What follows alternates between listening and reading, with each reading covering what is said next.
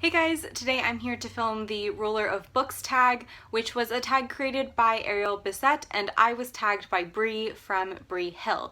So of course I will link both of their videos down in the description, so go check them out and share the love. If you watch my videos on the regular, this book will come as no surprise to you guys. I would make everybody, and I mean everybody, read Fudoki by Keith Johnson. The main reason I hyped this book so much is that I really loved it. I thought it was unlike any other book I'd ever read, and I just think that Keith Johnson is such an underappreciated and underread author, and I kind of want to do whatever I can to promote her because I wouldn't have discovered her without BookTube. The other reason I would suggest this to pretty much anybody is that this is a book that will appeal to a lot of different people. So if you prefer historical fiction, that's in here. If you prefer fantasy and adventure, that's definitely in here too. I would also suggest this for fans of any kind of Asian literature, specifically Japanese literature, because it very much has the feel of an actual Japanese novel.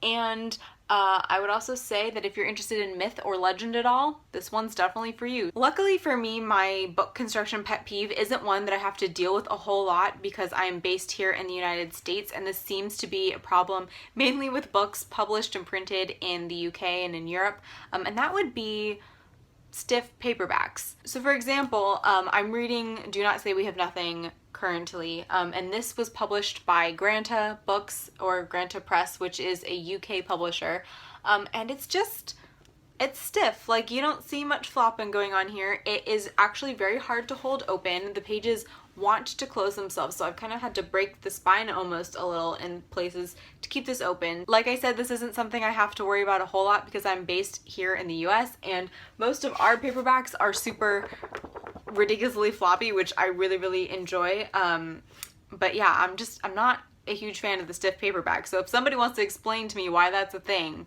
feel free to do so. If you asked me this question about a year ago, I probably would have said Kazuo Ishiguro because I absolutely love his writing. Regardless of whether or not this specific novel speaks to me, I just always love his writing style. I find it very beautiful and very lyrical. However, since reading Number 9 Dream by David Mitchell, I would definitely say I would ask or commission David Mitchell to write any book for me. From what I know about David Mitchell's backlog of work, he has written stories touching on lots of different genres and lots of different themes and topics, so I think he could probably pull off a full novel of any of those genres that he's touched on, so I think he'd be a good one to commission for, you know, a random story at any time. This one probably won't be a surprise either, and that would be Anna Karenina by Leo Tolstoy.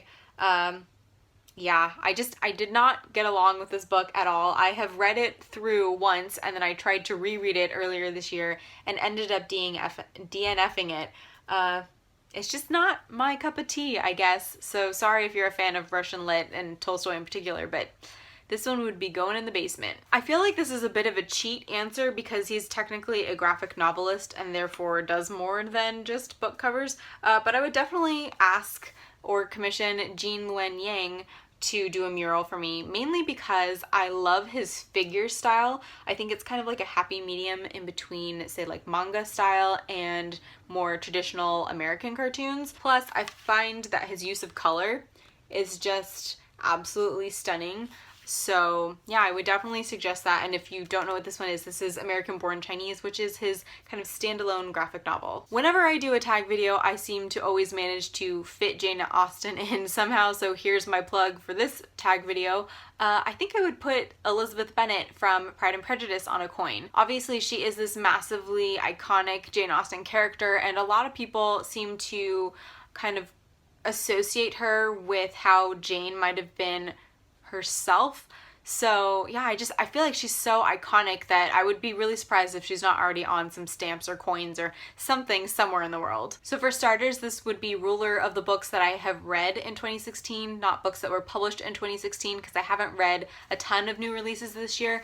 And second of all, this was really hard. I have read quite a few books this year that I really enjoyed, so I wrote down quite a few book titles and then ultimately decided that I had to go with Number 9 Dream by David David Mitchell. This is a story about a young man named Eiji Miyake who is from a small town in more rural Japan and moves to Tokyo, to the big city, to find his father, who he has never known and whose identity he can only guess at. Meanwhile, he's dealing with the consequences of his twin sister's death years before and dealing with the fact that his mother is a continuing abuser of different substances and has never really been the mother figure that he expects her to be. Now, I have to admit, I was definitely expecting the writing to be as good as it was, because David Mitchell is really known for writing these grandiose, kind of fantastical stories that kind of blend different plot lines or different universes, and in this novel, you definitely had this play between what was actually going on in the reality